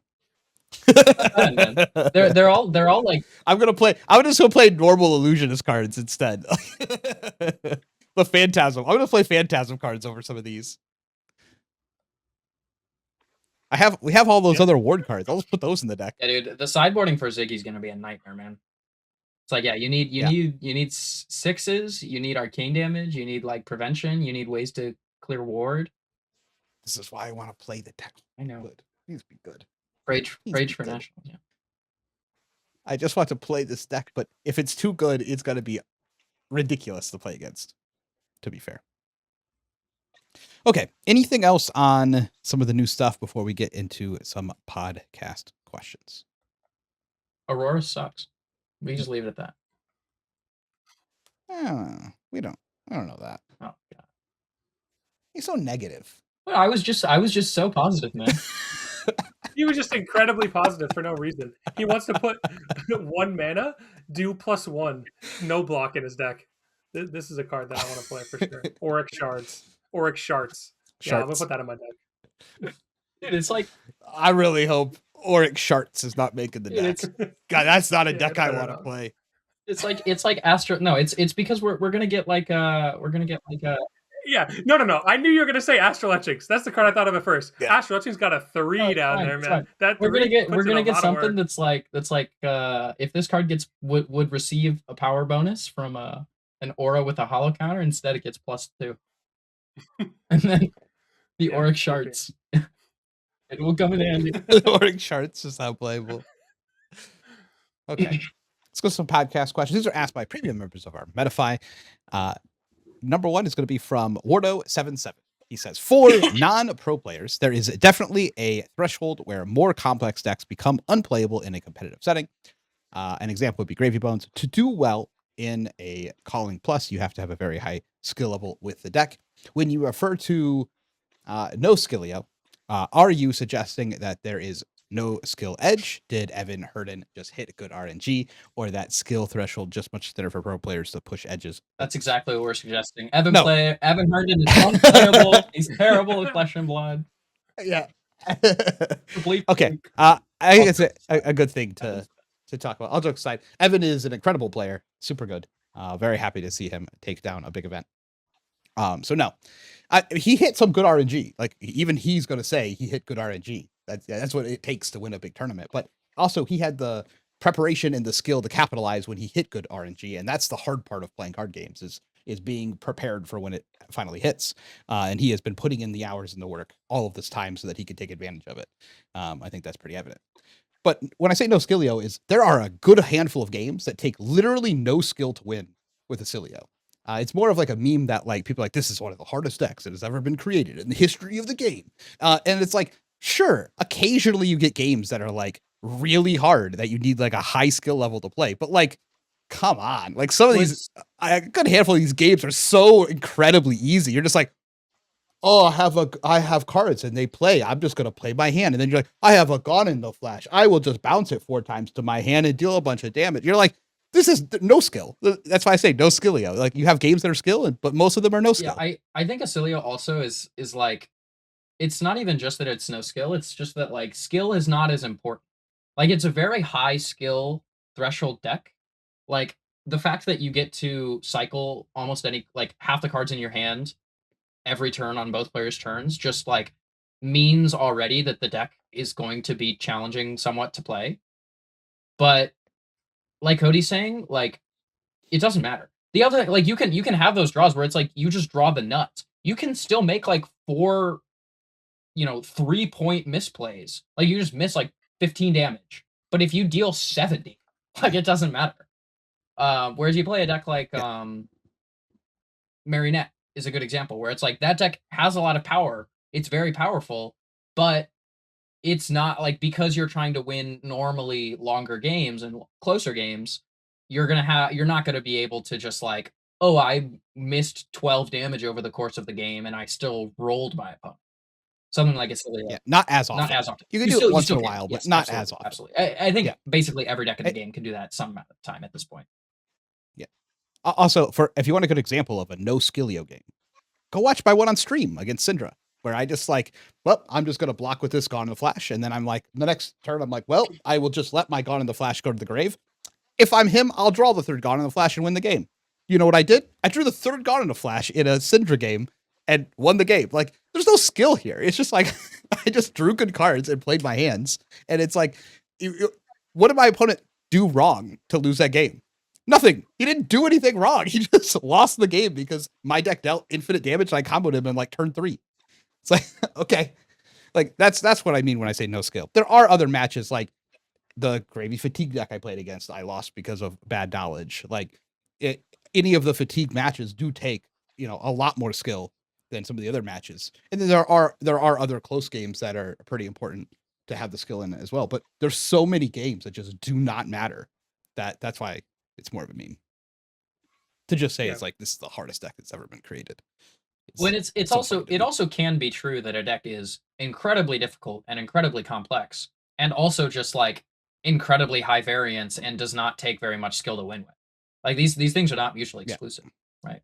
Like it can be the case that you can maximize or minimize the value throughout the course of a few turns by like being a significantly better pilot, but if you're gonna win or lose regardless, doesn't really matter. I mean, you could look at some Hamilton games against like Mario and stuff and be like, this is a very high level, played game and like really good decisions. And you can really show off how high skill cap the deck can be. And then you just play other games where it's like, none of that mattered. He just got what on. Like the one I played against Raj just didn't matter. I just went like mind warp, combo, game's over. Like it's like Raj did anything wrong at a Pro Tour and lost to me. Like I just no skilled him. Foxmane asks, if you could make your own 3-card ninja combo line, what would it be? Starter, extender, and finisher, i.e. like leg tap, rising knee thrust, blackout kick. All right, well, for starters, the starter has to be cool. I don't want it to just be another like vanilla jab. Yeah, I don't want head jab or leg tap. Or... Jab. That's like the 3. It's like 3 for 6. Jab, really jab even harder. Like, I really like the. Are they asking just? Go ahead. I was saying, are they asking just for the name, or do you want to? I think talk he about means effects too? Design. Whatever you want. If you have a cool name, yeah, go ahead.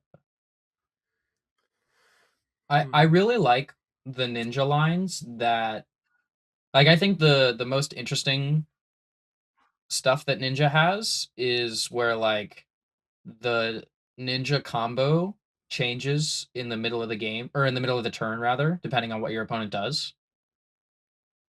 So I think that surely it's 100 wins. 100 wins is the most interesting one. 100 wins. That is my favorite combo line. I would like a ninja combo where cards do different stuff depending on what was happening. So like maybe a ninja combo, like a finisher that's like, this would be an incredibly complex card, but it's a finisher and it says like, this card does a different thing depending on whether its previous chain links hit or were defended.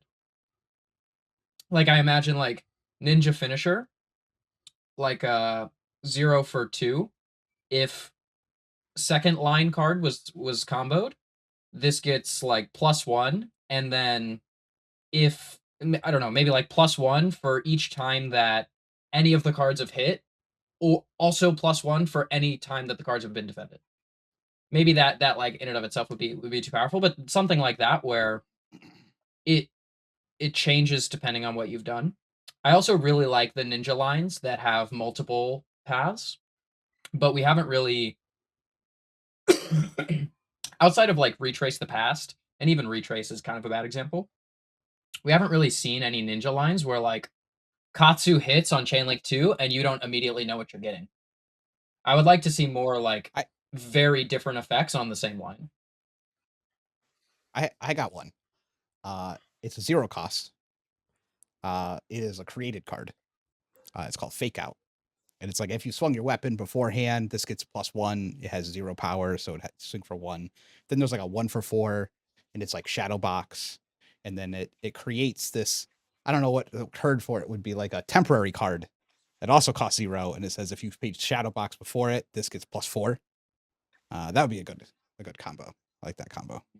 You're saying like increase your chain link number, but it's just like a good value card? I'm saying chase the tail. That's okay, what I'm saying. Okay. That's I the see, combo I I'd see. like. But boxing terms. I see. Nice. Yes. Okay. The one I would make, I haven't thought of the starter. So forgive me for not being creative on thinking of a starter. But the extender would be instead of retrace the past, like how you could just name any card.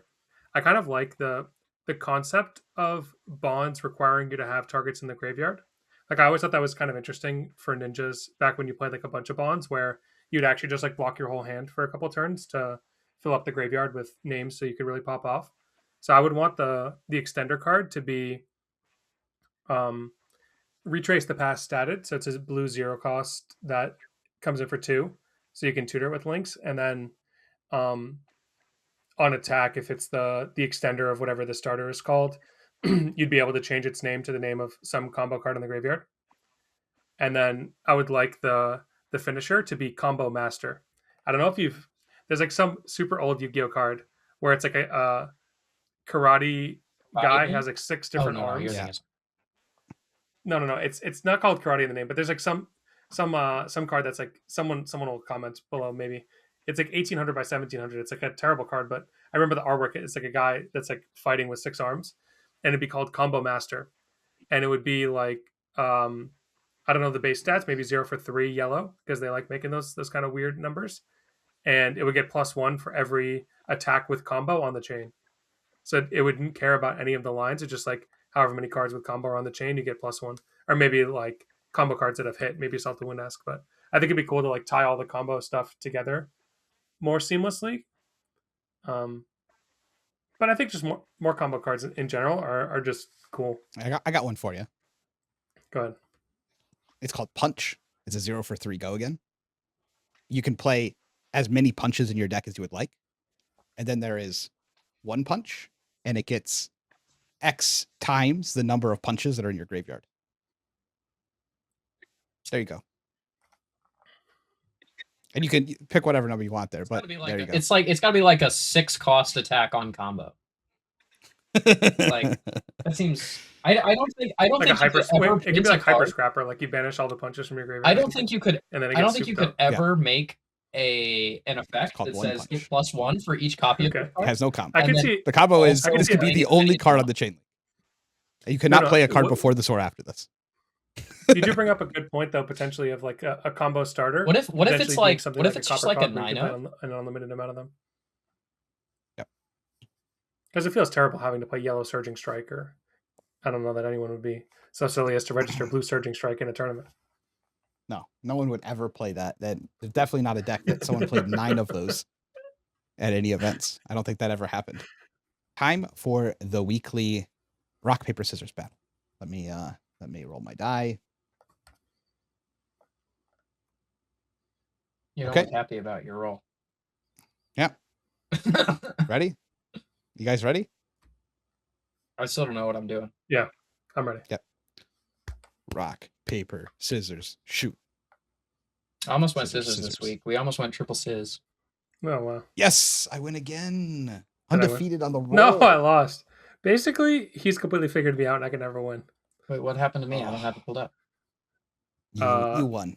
You won. You rock? He had rock. He threw rock against you. Oh, I'm stupid lit. I'm glad I didn't join you fools. I have to say, the roll the die has never lost.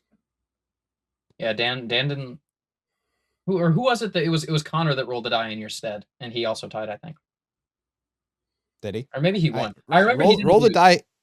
Roll the die has never lost. I have won every single time from roll the die. It is completely broken because I don't even know what I'm going to do. Unpredictable. You Mike, beat me every time. This is actually frustrating now. I think my record is like 20% win rate, if that. It's you're not not. good. He's outthought you. You're supposed to roll the die. I won like the first 2 weeks, and then he just completely like. Well, he was giving you, analyzed he my was profile? funneling you into a false sense of security, man. That's And he facts. stole actually. all your Energon cubes, and now he's got you. Yeah. Mike at Block Party asks, how many cards contain the word bellow in their names? Right. Blood Rush, Awakening. Yep. Primeval, Mm-hmm. Clearing Bellow. Clearing. What's that one of Leviah where you banish 3 from the graveyard? Convulsions from the Bellows of Hell. Convulsions from the Bellows of Hell. Yeah. Oh, that was a good one. That's a good. That was a sneaky one. I'm impressed. Thank you. Is there more? I don't know. We're always one short, so.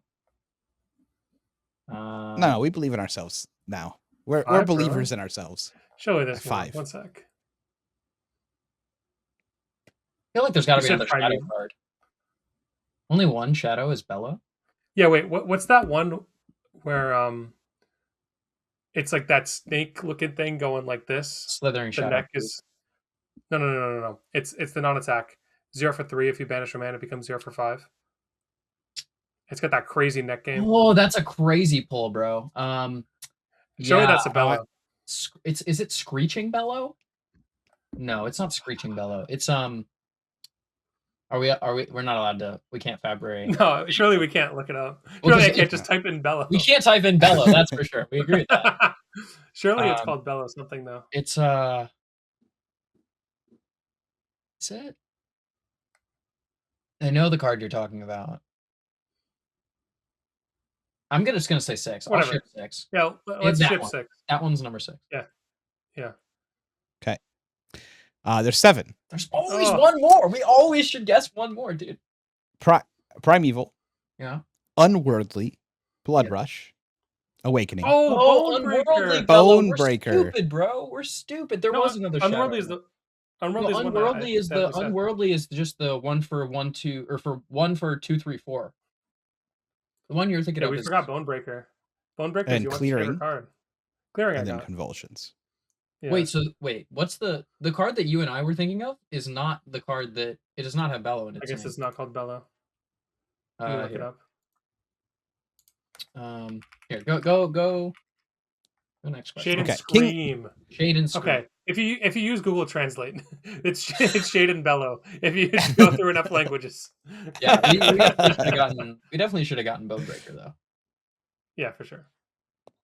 King of Mice asks, one particular play style that I tend to struggle into is when value/number decks pivot/hedge towards fatigue, and I feel like I'm in a bind between having to set up big turns so that they can't fatigue me and getting run over by their numbers if I take a setup turn.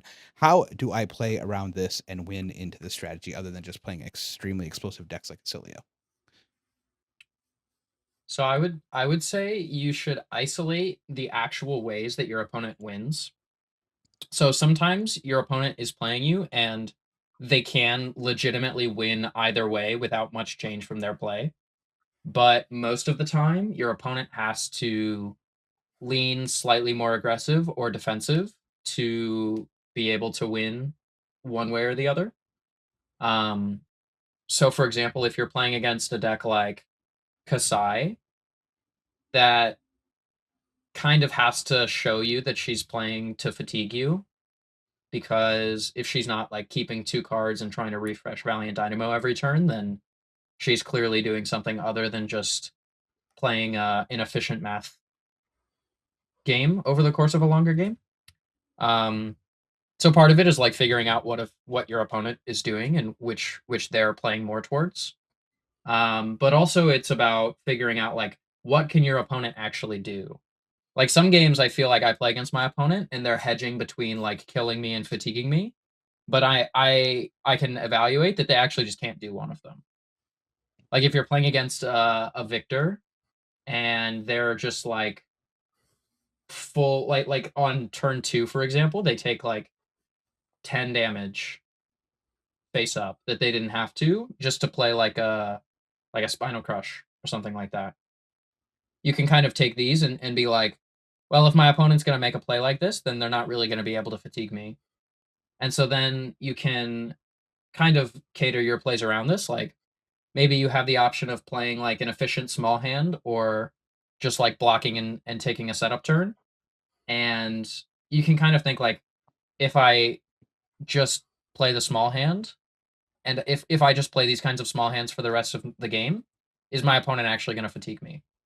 Because most decks in today's modern age, they fatigue you by making you block. Like they fatigue you by playing the game with you and making you put cards sideways, because if you're able to just chain 4 and 5 card hands back to back, then you're able to win. So a lot of playing into decks that threaten fatigue is, we call it like getting them off your back, of just playing enough hands that are just maximizing the value of your hands to either A, put your opponent in a position where they're so far behind that they like can no longer kill you by damage, or B, forcing your opponent into one of the stances. Because if you're just playing your best value proposition, you're playing best math on offense and defense. Maybe you're playing slightly more defensive than you would into a normal fatigue deck. But you kind of force your opponent to make the decision on whether or not they're gonna play to fatigue you or to kill you. Like if in the Yeah. early game you just present damage every turn, the first time your opponent sees a hand that they might want to keep if they want to race you, they have to make the decision whether they're going to fatigue or race you. I'll give you the from the other side, because I understand the question of they are currently trying to fatigue me, but Oh, that sure. and they might be succeeding. But if I take a turn off, they have cards in their deck that have bad on hits that could cause them to win the game. So like they can spinal me, they can CNC pummel you, or whatever it might be. There's been decks like this that have existed, and there currently are decks that kind of exist that can. Yeah, do the these Victor type of fatigue deck things. is a perfect example of this. Yeah. So how do I play where I'm going to get fatigued if I keep doing this? I need to take a setup turn, but I don't know how or when to take the setup turn because I'm afraid that they might punish me for taking the setup turn. The answer is you're not going to like this, but you're going to lose if you keep playing the currently way you're playing. You're going to have to take the setup turn and just hope that they don't have something that's going to punish you. Well, and you have to be like willing to do that. Well, and it's important to isolate when that is the case, because there are Yes. some amount of games where the way to beat the fatigue deck is just to throw your hand at them every turn, and like a deck like Arachne Huntsman, for example, like that is a fatigue deck, but they can't just block 4 cards every single turn and win. Like that's if they're gonna leak like some amount of damage almost every turn. They don't have that much armor, and their deck doesn't block like especially well if But they're not resolving maybe cards on offense. maybe they got some good banishes early and it's going to cause a problem, so now you need that extra big turn to get them really off your back. Yeah. Then this would make sense where you might be afraid, and you just got to nut up and just do it. Like just if you keep doing the same thing, you're going to lose, and you need to make a different decision. You might lose if they hit you with a good hand. You just got to take the risk of getting hit you with a good hand. There's also sometimes I'll say this and then I'll stop. But there are also sometimes where you can figure out from your opponent's blocking patterns whether or not it's effective to take a setup turn. Like if your opponent maybe like overblocks the first attack, and then you have another attack, and you can either play a bit of setup or you can just like continue to throw your hand. You can kind of it's not always the case, and it's kind of a vibes thing, but there are just some times when your opponent blocks early in the chain and you realize that they're not going to have a disruptive attack. Like if I'm playing Arachne Marionette and my opponent blocks with like 2 or 3 cards on the first chain link, they have maybe like 1 or 2 cards in hand. And my first chain link was a chain link that threatened an attack reaction. A lot of the times I can infer that my opponent has a defense reaction left in their hand, right? Maybe because of how they blocked, I'm like, well, if they had no defense react, they would have just blocked with all their cards early on in the chain. Then I might be more willing to take a setup turn and say, you have a defensive hand, you have to, you're not going to be able to disrupt me properly. But this is a much more nebulous idea, and it's a lot more like game to game depending on your opponent's habits. But I definitely have a lot of times where I'm playing into fatigue decks, and I don't, it's like I don't know if I should maybe set up more, maybe be more aggressive in this spot. And looking at how your opponent blocked can help you figure out what's in their hand and whether or not they're going to be able to punish you a lot of the time. Noah, do you have something on this? Yeah, I would say that you should consider a setup turn less of just I'm gonna arsenal a card and pass and then play 5 cards into them, and think more about what you're actually doing as part of this setup turn. Because like Lucas is mentioning, I view setup turns as there's kind of like 2 different styles. The first one is you attack the opponent blocks in a way like Lucas was saying exactly, and you just get the rate that they have defensive cards in a situation where they either already have an arsenal or they have two cards in hand, where they can't just freely arsenal the defensive card and throw some kind of disruption at you. They have to choose to do one or the other. Um, and the second type of setup turn is you throw some kind of disruption, whether that's proactively disrupting them, like a CNC leave no witness, or helping you, like a snatch type effect. But you basically just play a small hand that still is threatening in terms of on hits that requires the opponent to give multiple cards to you.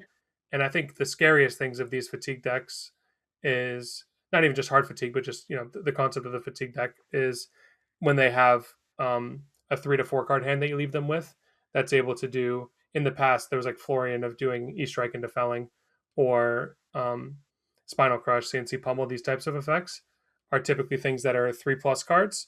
So if you're able to, as part of your setup small hand, get them to block with 2 to 3 of their cards, and then arsenal your card back, like Cody said, you just fade them having exactly a 2 card disruption of a boulder drop, weakest link, erase face, CNC, whatever hurts your deck.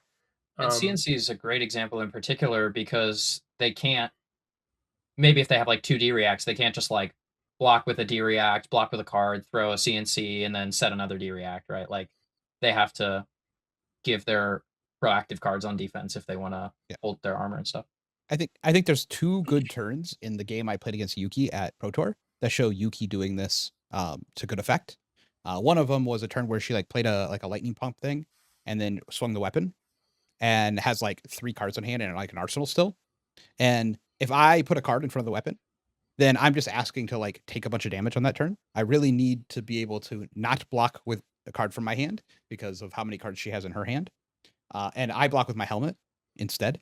And I'm like, I just say this helmet needs to draw you a card you can't play because I need to probably use the rest of my cards to block for this turn. And it draws a card that she can't play. So she just ends her turn there because she's not going to get any damage through and she's just going to waste cards if she sends it. I think that's like one good example. Another good example is that on one of the turns, she just had to take a setup turn.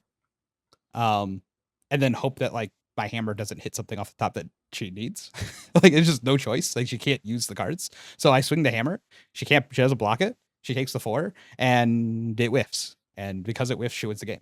But besides other mistakes that I make. But like I think she took like a couple of like, you have to do something here that tells me what I can do with the rest of my cards. And these are like some of the plays that you have to make to win those games. Yeah, I often find that when people play against fatigue, they forget that their opponent's deck isn't perfect. Like they expect that the fatigue decks, like anytime you give them a 4-card hand, they're gonna have disruption, and they expect that like anytime you attack them, they're just gonna have like a very potent defensive hand. But the way that the fatigue decks are normally built, like there's a little bit more to it than that, and sometimes you just have to play to exploit certain weaknesses with their decks. And I think this is not actually a question about if they're playing against Pleiades. This is a question about like they're playing against Kasai or Victor non-fatigue, just like a deck that can pivot to fatigue mid-game because they have lots of strong defensive cards. Valda's one of those decks. Valda, yeah.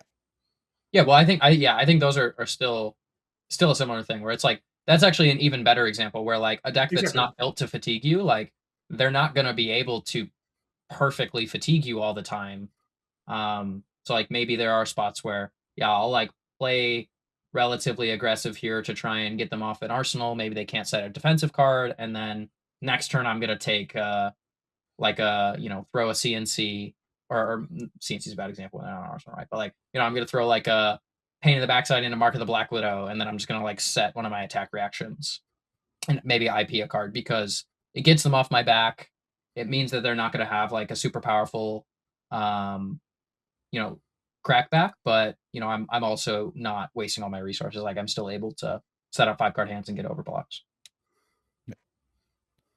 Doused in Die says currently you can buy a 350-page book dedicated entirely to analyzing the Magic card Gush, written by Magic the Gathering Hall of Famer Steve Menadian. I don't know. In the 2010s, at the height of Magic competitive play, Patrick Kaplan released 2 books on deck building. There are dozens of classic strategies and articles of new players to go to and read about the game. My question is twofold. Is there an aspect of FAB you think you could write an entire book about? And is there an aspect of FAB like math/value that you feel will vastly level up the quality of gameplay once the player base as a whole discovers it? I think you could probably write a book on kind of what we were just talking about. I think the intricacies of playing into decks that have multiple strategies and can pivot those strategies is. Do you think you could write a whole book on that? This felt more like a personal question directed at you. Like, what could you write a whole book? Yeah, that's what I'm saying. I think. I mean, I don't think it would be very well written, but like, I think I have enough content. Like, if I think back to the decks that I've played historically, like, there is a very dense amount of information around how I play, like Lexi into Bravo or Marionette into Victor. These kinds of decks where, like, making sure that you're always aware of the different ways that you constantly check throughout the game, like where the game's at and how you can win and how your opponent can win and how to play towards those situations. I think I'll probably get like 100 or 200 pages out of it. But I'm also a college student, so like I write stuff that I don't actually care about, and I fluff up papers for day in and day out. So I'd argue there are a lot of books written on this topic. They're called guides. They're on Metaphys. It's happening literally all the time. Sure. You don't have generic books the same way because I think things change too quickly for that to be completely relevant. Unlike Magic and some of their longer formats. I would say you could write a book that this Doused and I didn't bring up the classic article of Who's the Beatdown. Just defining your role in the matchup. I would say you could write a book in FAB about just looking at like historical, like landmark matches and analyzing who was the actual beatdown at given points of the game and whether these players were able to identify it. And if they identified it incorrectly, what could they have done differently to maybe change the entire landscape of the game? Because I think you could frame this book around the fact that Living Legend exists. So if you look at, like, you could title it something having to do with Living Legend. If you look at these players who contributed the most points to Living Legend for the heroes that they won Pro Tours Worlds with, you could see like how the timeline of Flesh and Blood would have been different if the players were able to understand their roles differently in the games that were played, like these historic games. Agreed. I also think, I think the math value thing is pretty widespread at this point. It's not like you would think so, man. I mean, it's obviously still not around perfect. here making plays, but yeah. I mean, the current format, that stuff's important. This stuff's a lot less important in Living Legends. Depends on the format as well. Quelvet asks, Cody mentioned in the last episode that Flesh and Blood is no longer the game that he fell in love with. I've been playing since Everfest and have noticed the game feels a lot more high variance now than it did back then, despite the best deck being a slot machine. What do you think can or should be done to bring the game more in line with how it used to feel? And do you think the game as a whole could be better off for it? I think we talked about this a lot earlier. This is like the main topic of the pod by accident. Yeah, by accident. I would say, I think we always have to qualify that, like, as a card game, this is still one of the least variance card games that exists on the market or has existed in recent memory. But for Flesh and Blood, yes, sometimes it is higher variance than what we're used to in Flesh and Blood. But I mean, I've played Riftbound. Riftbound, like, if the roll of the die, whoever wins the die roll gets like plus 10 to 20% of winning the entire match, because going first is like that big of a deal. Like, that's way higher variance than anything we currently do in Flesh and Blood. So we do have Silver Age, but sure, it's close, but not quite the same. With that said, I think sometimes it feels like you're playing a slot machine if like a Ailio high rolls you. Like in some of my games, there's nothing my opponent could do. There's nothing Raj could ever have done in that match to win. He just got unlucky and I got lucky. Like, it does kind of suck that does exist a little bit more. That has always existed to some aspect. The entire game, it is a card game after all. But sometimes it feels like that happens a little more often just because the power difference in decks can exist. Is it better off for it? I don't know. One of the best growing times of the game felt like Starvo era, and Starvo was definitely a casino at the time.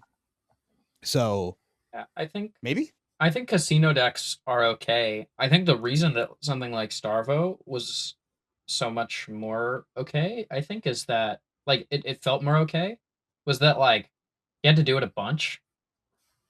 Like Mario or Ailio just needs to like draw one or two hands that are a little bit too powerful and synergistic and line up a little bit too well, and then the game's just over. Starvo, like, technically could have that. Like, you could have, like, a Fuse Okanold, then Fuse Crippling. But even then, like, sometimes you were powerful enough. Sometimes you just came back anyway. Yeah, exactly. I think back to that time, and you're just like, oh man, he startled me like 5 times, and then I came back and won. Or Yeah. I can think of games where I'm like, okay, if he just stopped starvoing me here, I could still win this game. And I've been starvoed like 5 turns in a row, and like that's not a thing that exists now. It's not like if he stops playing Gone in the Flash against me, I could just win right here. Like it's like no, the game is over on this turn. Like, yeah, I would say if we make the power plays not be over 40 damage turns, but instead be heavily disruptive turns, I think that is like a very simple solution.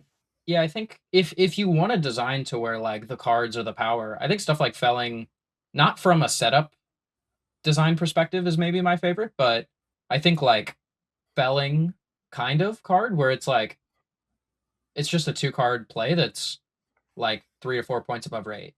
Like it's kind of messed up, but like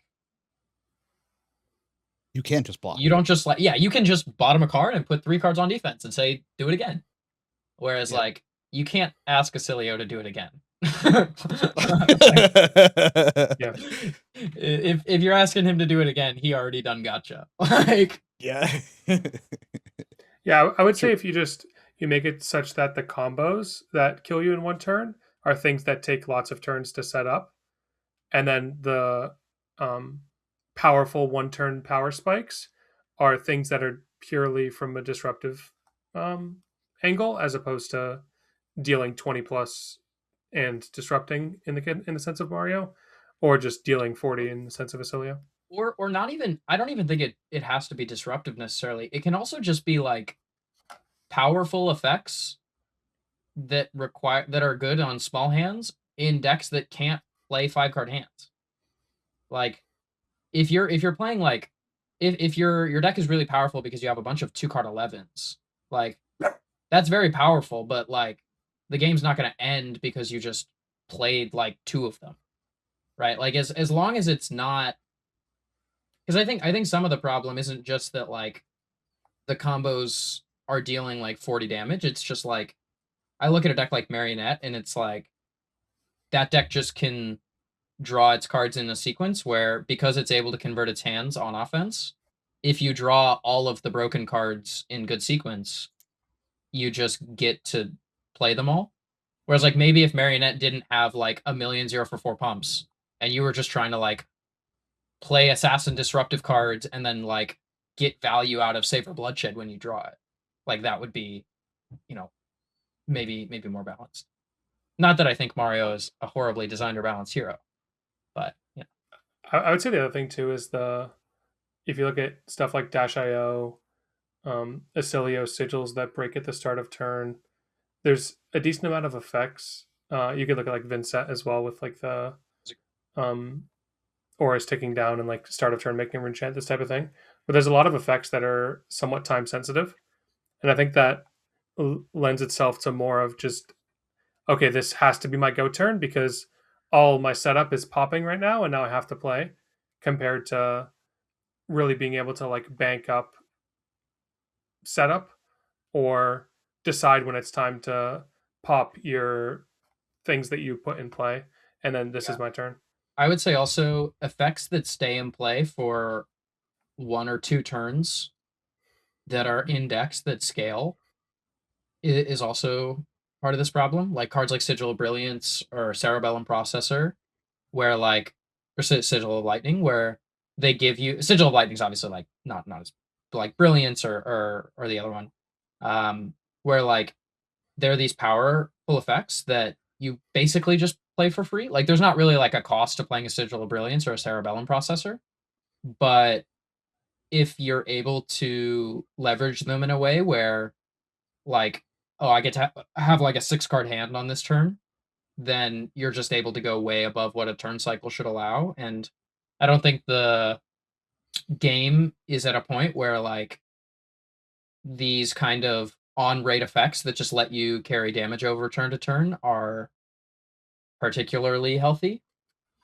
I just think it lends itself to like unsatisfying play patterns where Yeah. if you're the player even playing that side, and like Michael Fang's deck actually was a pretty different Ailio deck, I would say. Like he didn't play any defensive cards at all. It was literally just like I'm only going to combo and that's it. But I think if you look at like some other Ailio decks where they've included maybe more big spells or they've included cloud cover or some other like more situational cards, if you see those cards on the turn that you're designated to go off because all of your stuff on board is popping, or you talk about like Dash IO as well, like okay, this is the turn I have Teklo Core popping and I have Cerebellum going off, but my hand is just 4 blues. It's like um I think it's no good from either side because obviously when they're my opponent, the turn they have the brilliance going off, the core, the processor is when they just their other 4 cards were already the nuts, and now it's even better. Yeah, that's what I'm talking about. Yeah. Agreed. But it's still my favorite card game that I currently play. Oh, of course. So. Everything else is terrible. And we'll see. Maybe I'll fall back in love with it. Maybe I'll get on board. We'll see what happens. The future can hold many things. And currently right now, while I'm not happy with the set being released like a couple of weeks before Nationals, I'm excited to play the game again. It feels weird all of a sudden to have a break. Like I'm like, I can't play Flesh and Blood. Let me play Flesh and Blood. And I can't play it. Yeah. They said, no, you currently are not allowed to play Flesh and Blood. There's nothing for you to do. So, and I guess when you're not allowed to do something, you want to do it more. So it's working. Well, with that, I think we're out of here. So long. Goodbye, everybody. Bye.